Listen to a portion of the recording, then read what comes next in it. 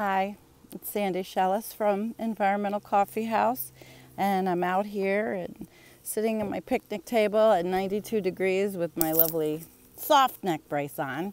I fill you in, I had cervical spine surgery to fix these collapsed discs of mine. I think everybody must know already because you saw my videos with Hambone. And it's 2.5 weeks. And there's a lot going on out there, but I wanted to do a couple things. I wanted to tell you about an experience I've had with this and know if anybody else has been through this.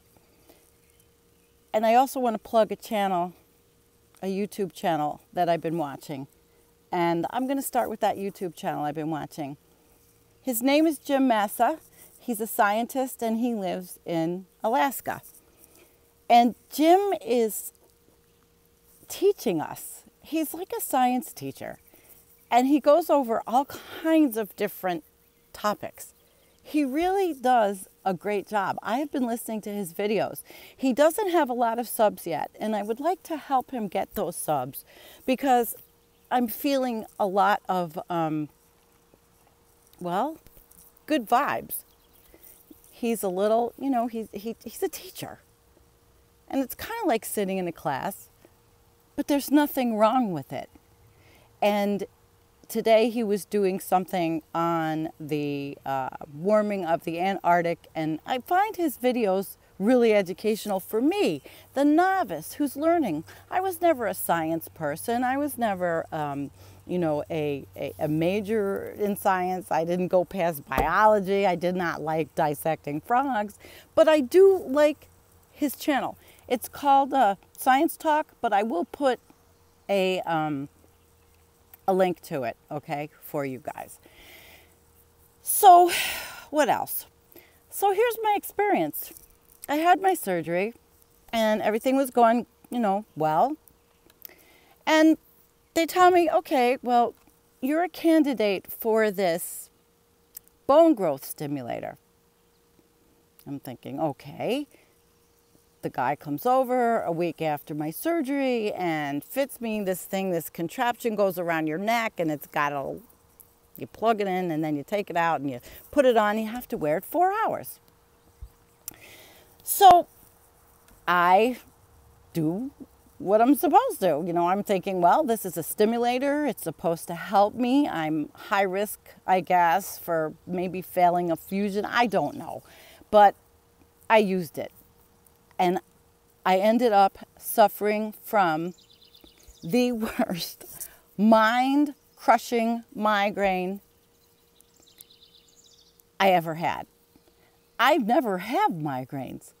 I don't even think I had a migraine, maybe once, and it was in high school. So I ended up taking my temperature. My temperature was 95.6.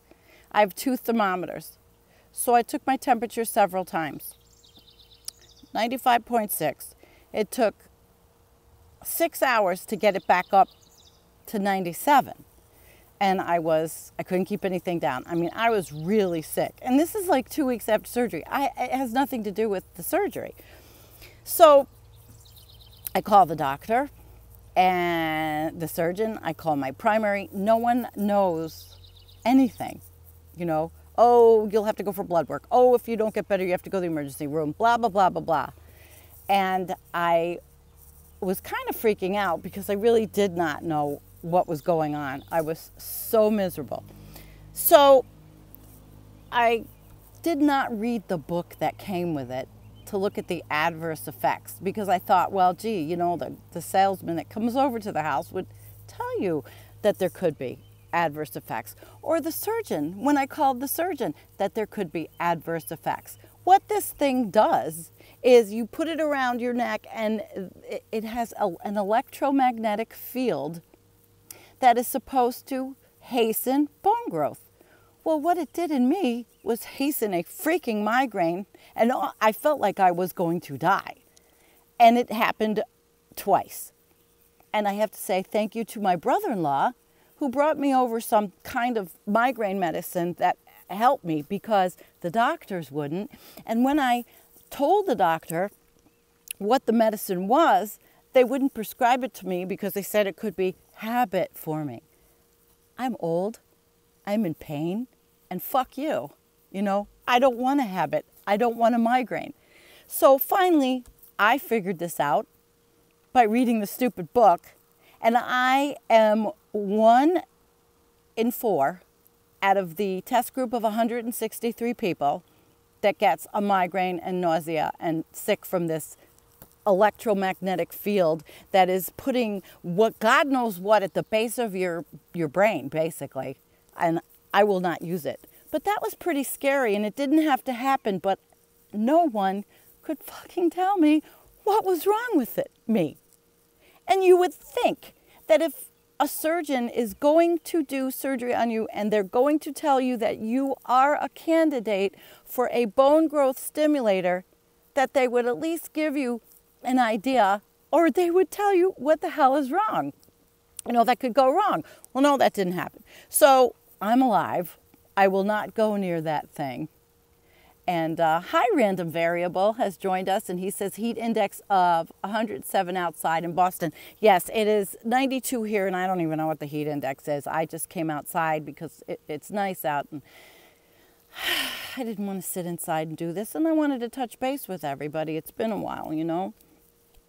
So if anybody knows anything about these things, I had posted it on Facebook, and I did get some really good feedback about this stuff. And I really didn't do a lot of research on it, which is usually my forte, you know, I will. But, and yes, Random Variable says, didn't mean to interrupt. You're not interrupting. You're with us. You're part of the live stream. That's why I like to do lives. Anybody knows about electromagnetic bone growth stimulators? I'd be interested, because I feel like it almost killed me and my head was going to explode. And I'm fine now. I have your normal pain, you know, soreness in the neck, and the other neck brace, it's ugly and it hurts. But I'm not taking the pain medicine because I don't need it. It's pretty good. It actually worked. So anyway, so there's a lot going on out there in the Anthropocene.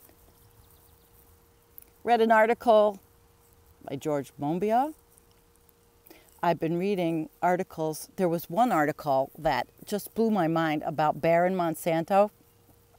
And it really did talk about the evils of the company, Bayer, and how we are just headed for maybe what, 1 or 2 companies, maybe 3 worldwide to get our food, our seeds from.